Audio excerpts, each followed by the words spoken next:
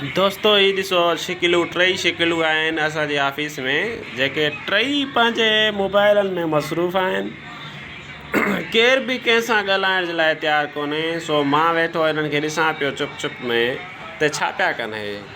सो ॾिसो दोस्तो कहिड़ो बुरो वक़्तु अची वियो आहे। बुरो वक़्तु कहिड़ो अची वियो आहे जेको आहे त दोस्त सां ॻाल्हाए कोन थो, जस्ट मोबाइल यूज़ करे थो पियो ऐं मोबाइल यूज़ करण में एॾा मसरूफ़ थी चुका आहिनि टई जो ॿियो हिननि खे कमु नज़र कोन थो अचे।